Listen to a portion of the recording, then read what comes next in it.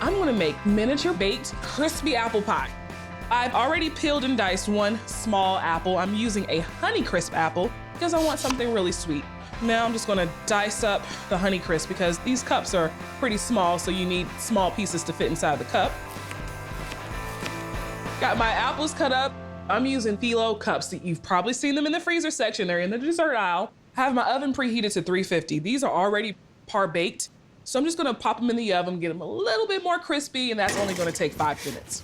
While those go, I'm gonna cook these apples. My skillet is hot. I'm gonna add about a tablespoon of unsalted butter. Drop the apples in the skillet. I'm gonna add my spices. Half a teaspoon of cinnamon.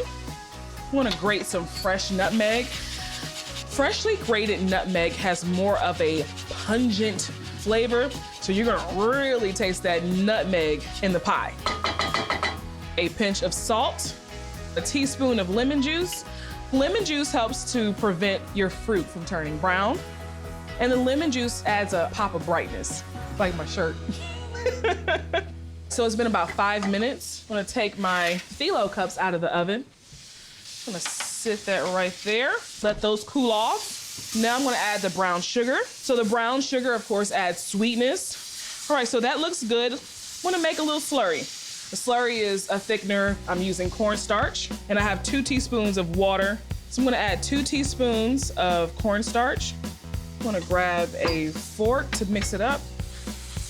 As soon as it hits that heat and that liquid and the sugar and everything just starts to come together, it makes a slurry. So I'm gonna turn my heat off now and add about a teaspoon of vanilla. Mix it up. All right, let this sit. I wanna add some texture and crunch with a granola oat topping. So I have a half a cup of whole wheat flour. I wanna add about a half a cup of rolled oats. I'm eyeballing this. A teaspoon of cinnamon. The same flavors that I used in my apple mixture, I'm gonna put inside the crumb too. A pinch of salt. It's gonna enhance the light brown sugar I'm using. I'm using a tablespoon of that, and a drizzle of honey. And I have a half a stick of butter. It wouldn't be a crumb without butter. Give it a mix. The oven is still on at 350. I'm gonna bake this on a cookie sheet here. I have lined with some parchment paper. So I'm gonna bake this for about 10 minutes. While this is baking, I'm gonna grab my apples, grab those cups, and fill them up.